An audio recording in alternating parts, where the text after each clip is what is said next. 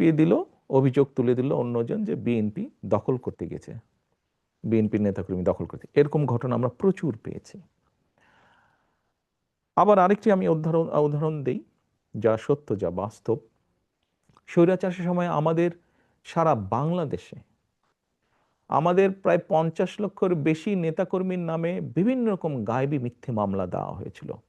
আমাদের বহু নেতাকর্মী তাদের ঘর বাড়িতে থাকতে পারতো না, তাদেরকে বিভিন্নভাবে পালিয়ে থাকতে হতো, বিভিন্নভাবে সরে থাকতে হতো।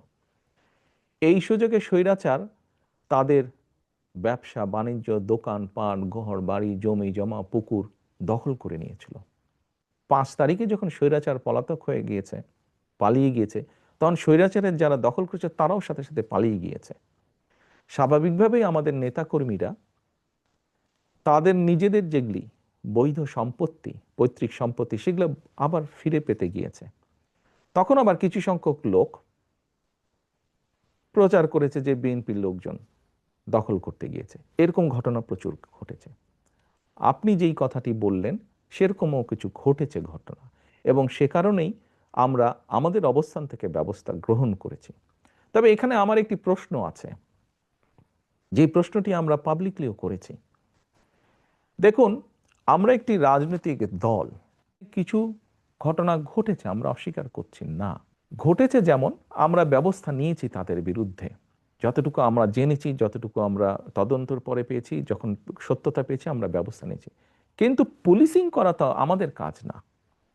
রাজনৈতিক দলের কাজ অবশ্যই পুলিশিং করা না।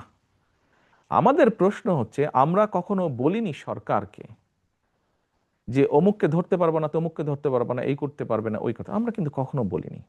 আমাদের বক্তব্য হচ্ছে, যাদের কাজ পুলিশিং করা, তারা কেন তাদের কাজটি করছে না, তারা কেন তাদের কাজে ব্যর্থ, এটি আমাদের প্রশ্ন। তার মানে এখানে সরকারের একটা ব্যর্থতা আছে। অবশ্যই, আমি তো আগেই বলছি, পুলিশিং তো রাজনৈতিক দলের কাজ না, পুলিশিং করার দায়িত্ব সরকারের। অর্থাৎ আমরা ধরে নিতে পারি যে আপনারা যদি সরকার গঠন করেন, সেক্ষেত্রে আপনার দলের নেতাকর্মী বা আপনার দলের নামে কোনো চাঁদাবাজি বা দখল এ ধরনের কিছু হলে তারা কেউ সেটা করতে পারবে না, কারণ তখন যেহেতু আপনারা সরকারে থাকবেন। ইয়াস, পুলিশ পুলিশের কাজ করবে, আইন শৃঙ্খলা বাহিনী আইন শৃঙ্খলার কাজ করবে। আমার দলের কোনো নেতাকর্মী, বিএনপি ইনশাল্লাহ সরকার গঠন করলে আমার দলের কোনো নেতাকর্মী তখনও যদি এরকম কোনো অনৈতিক কাজে সম্পৃক্ত হয়, আমরা দলের অবস্থান থেকে তার বিরুদ্ধে অবস্থান নিব, দলের তার পক্ষে থাকবে না দলের অবস্থান। এবং দেশের আইন অনুযায়ী, দেশের আইন শৃঙ্খলা রক্ষা করার দায়িত্ব যাদের, আইন শৃঙ্খলা বাহিনী, তারা তাদের কাজ করবে। সিম্পল, এখানে 2 2 4-এর মতন ব্যাপার। আমি একটু ডাকসু নির্বাচনের প্রশ্নে আসি। সাম্প্রতিক সময়ে ডাকসু নির্বাচনের ফলাফল ব্যাপক আলোচনা চলছে রাজনীতিতে এখনো। এর ফলাফলে দেখা গেছে যে বিএনপি সমর্থক ছাত্রদল তাদের চেয়ে বেশ বড় ব্যবধানে ছাত্র শিবির সমর্থিত প্যানেল জয়ী হয়েছে। আপনি কিভাবে দেখেন এই ফলাফলটাকে? আসলে আমি মনে করি গণতান্ত্রিক যাত্রার একটি ভালো উদ্যোগ, এটি ভালো সূচনা। এটি গেলে 1 নম্বর। দ্বিতীয় বিষয়টি হচ্ছে, যারা জয়ী হয়েছেন বা এরকম আরো ভবিষ্যতে যারা জয়ী হবেন তাদের প্রতি শুভেচ্ছা, এবং যারা ভবিষ্যতে জয়ী হবেন তাদের প্রতি অগ্রিম শুভেচ্ছা রইল। তৃতীয় বিষয়টি হচ্ছে, দেখুন, একটা অগ্রযাত্রা শুরু হলো, কিন্তু আমরা চাইছিলাম না যে কোনো বিতর্কের মধ্যে এগুলা পড়ুক। আমরা আশা করব যে পরবর্তীতে যেগুলো হবে সেগুলো বিতর্কবিহীন হবে নির্বাচনগুলো। এই নির্বাচনের ফলাফল, মানে ডাকসুর নির্বাচনের ফলাফল, এটা কি জাতীয় রাজনীতিতে কোনো প্রভাব ফেলতে পারে আগামী নির্বাচনকে সামনে রেখে? আপনার কি মনে হয়? আপনি কি মনে করেন সেটা? আমি যেটা দেখলাম বিভিন্ন মিডিয়াতে, কিছু ব্যক্তি, যেমন মান্না ভাই, উনি তো বোধহয় 2 বার ভিপি ছিলেন, আমার থেকে অনেক অভিজ্ঞতা সম্পন্ন রাজনীতিবিদ। আমরা যদি ওনার বক্তব্য শুনে থাকি বা ধরে থাকি, তাহলে তো আমি মনে করি না কোনো কারণ আছে। ছাত্র রাজনীতি ছাত্র রাজনীতির জায়গায়, জাতীয় রাজনীতি জাতীয় রাজনীতির জায়গায়। এখন যে সক্রিয় দলগুলো আছে তাদের মধ্যে জামায়াত ইসলামীর প্রশ্নে যদি একটু আসি, যে জামায়াত ইসলামীকে ঘিরে বিএনপির নেতাদের অনেক সমালোচনা করতে দেখা যাচ্ছে গত সাম্প্রতিক সময়ে। তো জামায়াত ইসলামী সম্পর্কে আপনার মনোভাবটা কি আসলে? বিষয়টা হচ্ছে যে, দেখুন, বাংলাদেশের স্বীকৃত যে নিয়ম কানুন, আইন কানুন আছে, এগুলোর ভিতরে থেকে যদি কেউ কেউ যদি রাজনীতি করে অবশ্যই করতে পারে। বিএনপি সবসময় বহুদলীয় রাজনীতিতে বিশ্বাস করে। কাজেই বিষয়টি আমরা এভাবেই দেখতে চাই। রাজনীতি করার দেশের যে নিয়ম কানুন আইন কানুন আছে তার ভিতরে থেকে যারা রাজনীতি করবে অবশ্যই সবার রাজনীতি করার অধিকার আছে, এবং আমরা তো চাই সবাই রাজনীতি করুক। বহুদলীয় রাজনীতিতে আমরা বিশ্বাস করি। জামায়াতে ইসলামী তো বিএনপির সাথে এক সময় মিত্র ছিল। বাংলাদেশের স্বাধীনতা যুদ্ধে তাদের বিরোধী ভূমিকা নিয়ে কিন্তু বিএনপি নেতারা এখন অনেকেই প্রশ্ন তুলছেন, সামনে আনছেন। কিন্তু বিএনপি আবার তাদের সাথে সরকারও গঠন করেছিল একটা সময়। 2024 সালে স্বৈরাচার যেই হত্যাগুলো করেছে, দেশ স্বাধীনের পরে যখন তারা সরকার গঠন করেছিল, ক্ষমতায় ছিল, তখনও যে সকল লুটতারাজ তারা করেছে, খুন গুম তারা করেছে, বিগত 17 বছর খুন গুম যারা করে তারা যা করেছে, এর জবাব যেরকম তাদেরকেই দিতে হবে তাদেরটা, ঠিক একইভাবে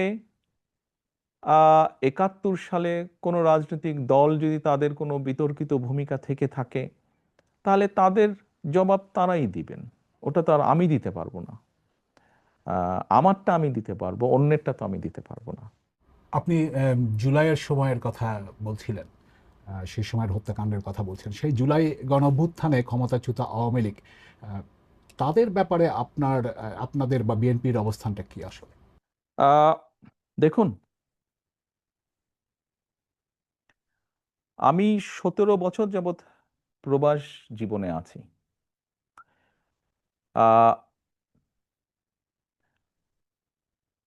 111 তথাকথিত 111 সরকারের সময় যেই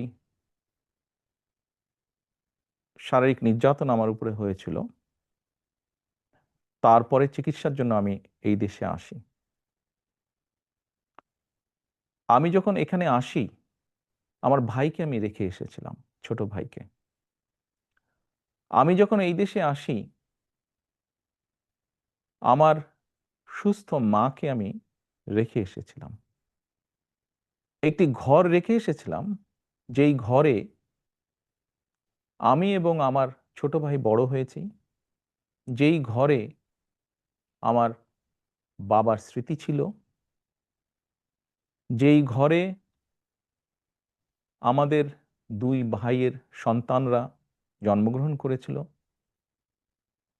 যেই ঘরে আমার মায়ের বহু স্মৃতি ছিল,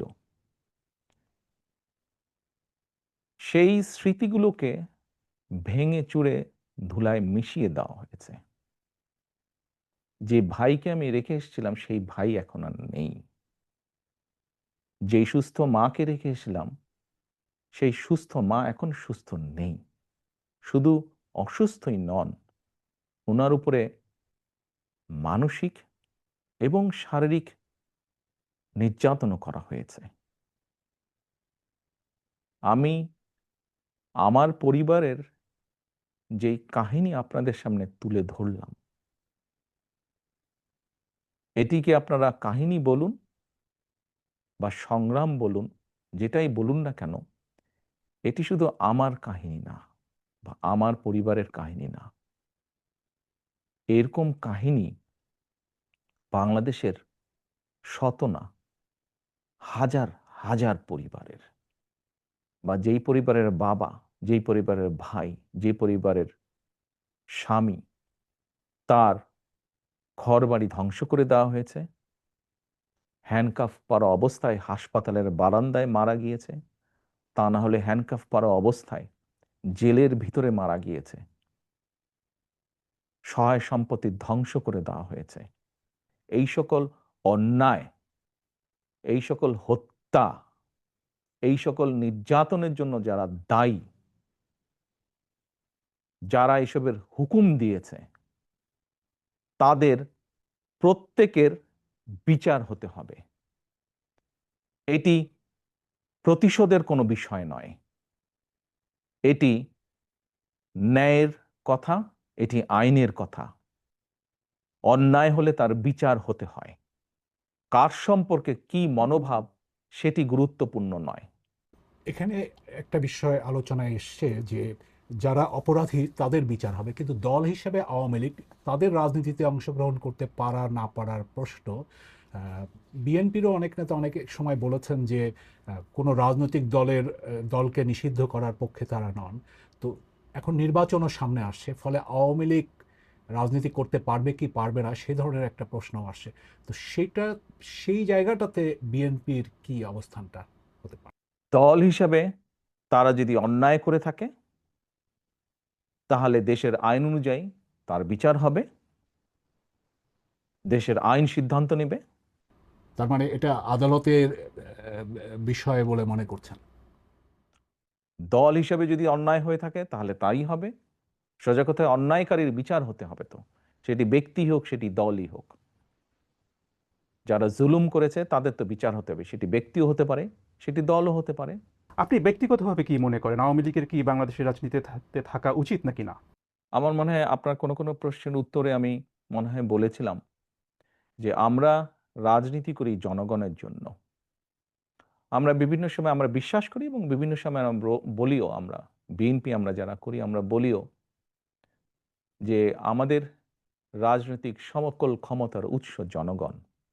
আমি দৃঢ়ভাবে বিশ্বাস করি এবং বিশ্বাস করতে চাই যে দলের ব্যক্তিরা বা যে দল মানুষ হত্যা করে, মানুষ গুম করে, মানুষ খুন করে, দেশের মানুষের অর্থ সম্পদ লুটপাট করে বিদেশে পাচার করে, জনগণ তাদেরকে সমর্থন করতে পারে বলে আমি মনে করি না। জনগণ যদি সমর্থন না করে কোনো রাজনৈতিক দল বা রাজনৈতিক সংগঠনকে, তাদের টিকে থাকার তো কোনো কারণ আমি দেখি না। যেহেতু জনগণের শক্তিতে আমরা বিশ্বাস করি, জনগণের সিদ্ধান্তে আমরা বিশ্বাস করি, জনগণের সিদ্ধান্তের উপরে আমরা আস্থা রাখতে চাই, এই বিষয়ের সবচেয়ে বড় বিচারক আমি মনে করি